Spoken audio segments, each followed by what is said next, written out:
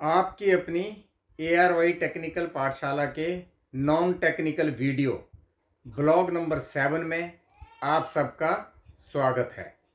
पिछले ब्लॉग में हमने आपको हिमाचल के पहाड़ों की कुछ झलकियां, जिसमें हमने शादी की कुछ रस्में तथा धर्मशाला मैक्लोडगंज और भागसू फॉल के बारे में उन्हें क्लोज से दिखाने की कोशिश की थी।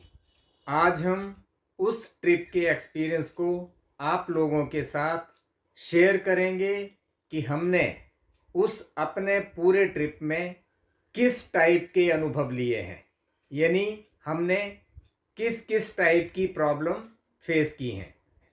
हालांकि आप सब सोचोगे कि हर कोई अपनी, खासकर जब लॉन्ग ट्रिप की यात्रा पे जाता है तो उसमें उसे बहुत सारी प्रॉब्लम्स का भी सामना करना पड़ता है, यानी उसने वहाँ पर हर टाइप की परेशानियाँ, यानी अच्छे या बुरे हर टाइप के अनुभव लेने पड़ते हैं और वो लेता है। और मैंने तो आपको साथ साथ अपने ट्रिप के बारे में शेयर भी किया है। लेकिन दोस्तों, मेरा मानना है कि यदि हम लोगों के साथ ऐसा कोई इंसिडेंट होता है जिसको हमें लगता है कि यदि मैं सामने वाले को यदि इसका थोड़ा सा हिंट दे दूं तो शायद वो भी अपने आप में उन सब चीज़ों को फेस करने से बच सकता है, यानी शायद उसको फिर उस टाइप की परेशानियों के लिए वो पहले ही अलर्ट हो जाता है। और हमने भी अपनी इस जर्नी में एक इंसिडेंट हमारे साथ ऐसा हुआ है जो कि मैं आपके साथ शेयर कर रहा हूँ। हमें भी शायद इस टाइप की हल्की सी भी थोड़ी सी दिमाग में यानी अलर्टनेस होती तो शायद हम भी जो हमने थोड़ी बहुत परेशानी झेली है वो हम उस परेशानी से बच सकते थे। तो यदि सच पूछो तो हमारा इस ट्रिप में सबसे ज़्यादा खराब एक्सपीरियंस रहा वो हमारे इस ट्रिप की स्टार्टिंग से ही शुरू हो गया था। यानी हम जब रात 2 बजे के करीब घर से निकले, उस टाइम पे बारिश बहुत तेज़ थी, यानी बारिश लगातार हो रही थी। तेज़ बारिश और रात का टाइम होने की वजह से हम इधर बागपत एक्सप्रेस वे की तरफ से जाने की बजाय हमने दिल्ली बाईपास से जाने का डिसाइड किया। और दिल्ली से लगभग 40-50 किलोमीटर आगे जाने के बाद, यानी मुरथल से पहले, इतना जाम था कि वहाँ पर हमारे कम से कम हम 3 से 4 घंटे जाम में फंसे रहे। वहाँ जाम से निकलने के बाद हम थोड़ा सा अपनी स्पीड मेंटेन करके चल रहे थे ताकि हमारा जो पीछे जाम में जो टाइम वेस्ट हुआ था हम उसकी रिकवरी कर सकें और हमें जो फंक्शन अटेंड करना था उसे हम टाइम से वो फंक्शन अटेंड कर लें। और हम उसी हिसाब से अपनी स्पीड मेंटेन करके चल रहे थे। बारिश लगातार चल रही थी, यानी कई जगह तो हमें रास्ते में ये भी पता नहीं लग रहा था कि रास्ते में कुछ है या नहीं। यानी एक तो अंधेरा, ऊपर से बारिश, यानी दोनों ही चीज़ें हमारे लिए काफ़ी परेशान करने वाली थी। बारिश बहुत तेज़ हो चुकी थी और बारिश के साथ साथ अंधेरा, यानी ये दोनों ही चीज़ें हमारे लिए परेशान करने वाली थी। तो हम करनाल के आसपास, यानी एक जब फ्लाईओवर उतर रहे थे तो वहाँ पर लगभग हमने आधा फ्लाईओवर क्रॉस कर लिया था और अचानक हमारी गाड़ी में काफ़ी बड़ा जोर का एकदम झटका लगा। तो मैंने हल्का सा अपना खिड़की की तरफ, साइड की तरफ देखा तो वहाँ पर कार व्हील दोनों रेलिंग करते हुए यानी रेलिंग करते हुए साइड की तरफ जा रहे हैं। और फिर मैंने बेटे को कहा कि थोड़ा सा गाड़ी को हल्का सा मतलब स्पीड कम करो, और हमने स्पीड कम करके हल्का सा फिर साइड की तरफ आते आते यानी हमने गाड़ी को रोकते रोकते भी हम नीचे फ्लाईओवर के लगभग यानी हमने फ्लाईओवर नीचे तक पहुंच गए थे। यानी एक तो हाईवे था, एकदम भी ब्रेक नहीं लग सकती थी, बहुत सारी गाड़ियां भी चल रही थी। यानी हाईवे में इस टाइप की परेशानियां बहुत दिक्कत करती हैं। तो हमने नीचे फ्लाईओवर के नीचे जा कर के गाड़ी एक तरफ साइड पे खड़ी कर ली कि ये देखने के लिए कि गाड़ी में कोई नुकसान तो नहीं हुआ है। तो जब हमने गाड़ी में उतर के देखा तो लेफ्ट साइड के दोनों के व्हील कवर यानी उसमें से मिसिंग थे। तो फिर बेटा कहने लगा कि चलो एक काम करते हैं, मैं एक बार वहाँ पर देख लेता हूँ, यानी वही निकले होंगे तो मैं उठा के ले आऊँगा। तो यही सोच के फिर वो वहाँ से यानी ऊपर फ्लाईओवर पे चला गया। बारिश तेज़ थी, थोड़ा सा जब वहाँ टाइम लग रहा था तो पीछे पीछे मैं भी उसके साथ चला गया। और वहाँ पर जब हम उस पर्टिकुलर जगह पे गए जहाँ हमारी गाड़ी ने झटका लिया था, तो हम देख करके बिल्कुल एकदम हैरान से हो गए। यानी उस वहाँ पर एक काफ़ी बड़ा गड्ढा सा था और सड़क के दोनों तरफ यानी उधर डिवाइडर की तरफ भी और इधर हमारे यानी लेफ्ट साइड में भी बहुत सारे यानी कम से कम भी यदि काउंटिंग में करेंगे कम से कम 30-35 व्हील कवर वहाँ दोनों तरफ पड़े हुए हैं, जिसमें से बहुत सारे तो गाड़ियों से कुचले भी जा चुके थे। यानी रात में ना जाने ये घटना कितने लोगों के साथ हुई होगी। अब हमने वहाँ पर अपना व्हील कवर ढूंढने की कोशिश की, हमने सब जगह देखा, यानी जो सड़क के उस तरफ यानी जो बीच में डिवाइडर होता है उस तरफ भी बहुत सारे व्हील पड़े थे, उनमें भी देखा और इस तरफ भी देखा, तो हमें वहाँ पर वो अपने व्हील कहीं नहीं मिले। और फिर हमारे दिमाग में आया कि यहाँ से जब व्हील रेलिंग करके जब निकले थे, हो सकता है वो व्हील फ्लाईओवर के कहीं नीचे गिर गए होंगे। और हम यही सोच के फिर गाड़ी के पास आए, फिर हमने गाड़ी स्टार्ट करके फिर यानी यू टर्न लेकर के नीचे की तरफ से जा करके हम उस पर्टिकुलर स्पेस के सामने आ गए जहाँ पर वो यानी जो वहाँ जहाँ पर वो इंसिडेंट हुआ था। यानी जब हम नीचे उस जगह पे पहुंचे तो हम और ज़्यादा हैरान हो गए। यानी वहाँ पर जितने व्हील कवर ऊपर थे उससे कहीं ज़्यादा क्वांटिटी में नीचे गिरे हुए मिले थे। हालांकि उस टाइम तक बारिश तो तेज़ थी लेकिन सुबह हो चुकी थी, यानी मतलब काफ़ी हद तक थोड़ा थोड़ा उजाला भी हो चुका था। तो हमने उन सब व्हील कवर में से अपना व्हील कवर ढूंढने की कोशिश की, तो उनमें से हमें एक अपना व्हील कवर मिल गया।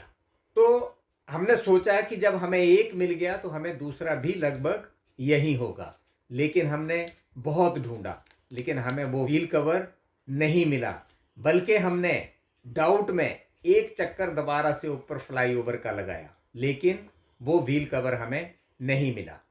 और फिर हमने सोचा कि अब यहाँ ज़्यादा टाइम वेस्ट करने से कोई फ़ायदा नहीं है। हो सकता है क्योंकि कुछ लोग जैसे हमने वापस जा कर के व्हील को ढूंढने की कोशिश की थी और उन्हें भी की होगी, तो हो सकता है मैंने कहा कोई उठा के ले गया होगा या कहीं दूर पार चला गया होगा, क्योंकि एक तो बरसात की वजह से यानी हरियाली होने की वजह से वहाँ झाड़ फूक भी बहुत ज़्यादा थी। इसलिए फिर हमने कहा यहाँ टाइम वेस्ट करना कोई बहुत ज़्यादा सही नहीं है और फिर हम वहाँ से चल दिए।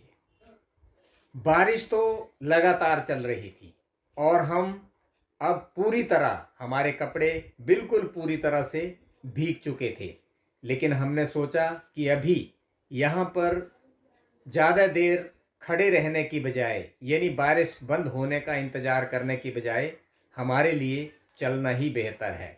और हम गीले कपड़ों में ही आगे चल दिए।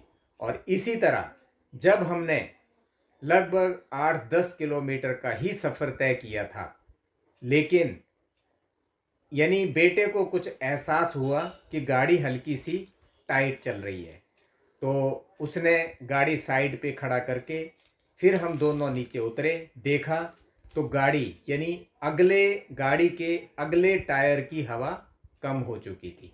अब हम और ज़्यादा परेशान हो गए कि अब क्या करते। तो एकदम याद आया कि जब हमने गाड़ी ली थी तो उस टाइम पे हमें गाड़ी के साथ ही हमें एक पंप मिला था, जो कि यानी उस टाइम पे गाड़ी के साथ अटैच करके उसमें हवा भरी जा सकती थी। तो हमने उस टाइम पे उस पंप का फर्स्ट टाइम यूज़ किया था। यानी हमने वो पंप निकाला और गाड़ी स्टार्ट करके उसको उसके साथ कनेक्ट करके और उसमें हमने हवा भर ली। और फिर हमने वहाँ पर पहले तो सोचा कि हम अपने कपड़े चेंज कर रहे हैं, लेकिन बारिश इतनी तेज़ थी कि वो सब चीज़ों की पॉसिबिलिटी नहीं थी। तो हमने इसी तरह चल दिए। हम आगे कहीं कोई होटल आएगा तो वहाँ हम साइड पे रोक करके, होटल में रोक के वहाँ हम कपड़े चेंज कर लेंगे, और हम इसी तरह चलते गए। पंप का यूज़, गाड़ी में हवा करने के लिए उस पंप का यूज़ हमने फर्स्ट टाइम किया था, लेकिन उस पंप से वो हवा भरना हमारे लिए किसी सुनसान जगह पर एक रोशनी से कम नहीं था। वो हमारे लिए उस टाइम पे बहुत बड़ा सुकून था। यानी हाईवे पे यदि हमारी गाड़ी खराब हो जाती है, टायर पंचर हो जाता है, तो उस केस में आप खुद समझ सकते हैं हमारे पास एक दूसरी गाड़ी बुलाने के अलावा दूसरा कोई चारा नहीं होता है। तो यानी उस टाइम पे उस पंप से हवा भरना हमारे लिए रियली एक बहुत ही सुकून देने वाला पल था। और इसी तरह हम अपने गीले कपड़ों के साथ ही दोबारा से हमने गाड़ी स्टार्ट करके आगे चल दिए। लेकिन हमारी कोशिश यही थी कि कोई आगे टायर वाला मिलेगा तो हम इसको दोबारा से एक बार चेक करवा देंगे, क्योंकि हमारा रास्ता वैसे भी लंबा है। तो हमने जैसे अम्बाड़ा क्रॉस किया और लगभग राजपुरा के आसपास से एक रास्ता कटता है जो खरड़ के लिए निकलता है, यानी इधर हिमाचल के लिए निकलता है।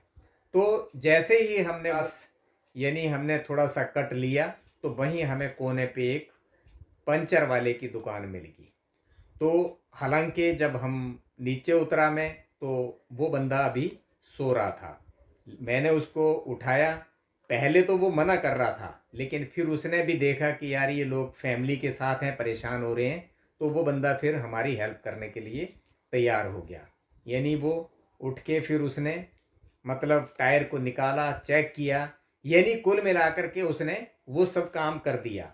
हालांकि वो बंदा हमें इतना अच्छा मिला कि उसने सिर्फ और सिर्फ 150 रुपये लिए, जबकि हाईवे के अंदर हर कोई अपना पूरा फ़ायदा उठाता है, और ऐसी स्थिति में तो खासकर सामने वाले को पता चल जाता है कि इनके साथ इस टाइप की चीज़ हुई है, यानी वो चाहे तो वो पूरा अपना फ़ायदा उठा सकता है। लेकिन वो रियली में बहुत अच्छा बंदा था। तो हमने वहीं पर अपना वो ठीक करवाने के बाद फिर हमने वहीं पर चाय पी, और साइड पे यानी एक छोटी सी दुकान थी, वहीं पर हमने कपड़े भी चेंज किए और हम आगे चल दिए। और इसी तरह हमने ऊना में जा कर के फिर वो जो व्हील कवर था हमने वो परचेज़ किया एक, यानी जो टायर का एक का मिसिंग था वो लगाया। और इसी तरह जो हमने जर्नी लगभग 8 से 9 घंटे में कवर करनी थी, उस जर्नी को कवर करने के लिए हमें लगभग 13 से 14 घंटे लग गए। यानी जो प्रोग्राम हमने अटेंड करना था, जो हमने आगे जो शादी की एक रस्म अटेंड करनी थी, वो लगभग पूरी होने वाली थी, यानी पूरी ही हो चुकी थी। कहने का मतलब हम वहाँ पर काफ़ी लेट हो गए थे, जबकि हमारा प्लान वहाँ पर बहुत पहले पहुँचने का था। एक्चुअली आप सबको मेरे इस अनुभव का इतना क्लोजली बताने के पीछे एक ही मोटिव है कि कई बार हम लोग किन्हीं वजहों से लेट हो जाते हैं, और उस लेट होने की वजह से जो समय की थोड़ी सी हमारे पास जो कमी हो जाती है, उस समय को रिकवर करने के लिए हम गाड़ी को फास्ट चलाने की भी कोशिश करते हैं और ऐसे में कई बार हम यानी बहुत बड़ी मुसीबत में भी आ जाते हैं। यदि रात का टाइम ऊपर से बारिश यानी इस टाइप की सिचुएशन बन जाए तो हमें कोशिश ये करनी चाहिए कि यदि हमें गाड़ी के आगे बहुत ज़्यादा कुछ दिखाई नहीं दे रहा है तो हमें थोड़ी देर इंतज़ार कर लेना चाहिए। यानी हमें उस केस में हाईवे पे भी गाड़ी नहीं चलानी चाहिए, क्योंकि खासकर हाईवे पे इस टाइप के इंसिडेंट बहुत बड़े एक्सीडेंट में भी बदल सकते हैं। अच्छी बात वहाँ पर यह थी कि वहाँ पर कोई बड़ा हादसा नहीं हुआ था, यानी एक रिम व्हील उतरने के अलावा और कोई बहुत बड़ी दुर्घटना वहाँ पर नहीं थी। लेकिन जो हकीकत में जो वहाँ की सिचुएशन थी तो वहाँ पर इस टाइप का हादसा होना भी कोई बहुत बड़ी बात नहीं थी, यानी वो भी पॉसिबल था। तो इस पर्टिकुलर इंसिडेंट से हमें तो ये सबक मिला ही है और इसीलिए मैंने सोचा कि ये चीज़ मैं आप लोगों के साथ भी शेयर कर लूं, ताकि कभी भी इस टाइप की कोई सिचुएशन बने तो हम पहले ही उसके लिए प्रिपेयर हो सके। हमारी गाड़ी की स्पीड भी कोई वैसे तो बहुत ज़्यादा नहीं थी, यानी बिल्कुल कंट्रोल में थी, लेकिन बारिश और अंधेरा होने की वजह से यानी उस पर्टिकुलर खड्डे में जो भी व्हील जाता था, यानी गाड़ी का जिस साइड का व्हील उस खड्डे में गया उसी गाड़ी का कवर निकल जाता था। और यानी यदि मेरे सीधे हाथ का टायर गए तो उसमें से सीधे हाथ का व्हील निकल के यानी डिवाइडर की तरफ पड़ जाएगा, और यदि इधर वाला हुआ तो डिवाइडर के इस तरफ आ जाएगा। तो यानी इसी वजह से वो वहाँ पर जैसे जो गाड़ी जाती थी, यानी जिसका उधर का यानी डिवाइडर की तरफ के व्हील उस खड्डे में गए तो वो गिर के उस तरफ गिर जाएगा, पड़ा रहेगा। और इसी तरह जो इस तरफ के जो व्हील यदि उस खड्डे में जाते हैं तो इस वाले व्हील के कवर इस तरफ रेड के चले जाते थे, जैसे कि हमारे साथ हुआ।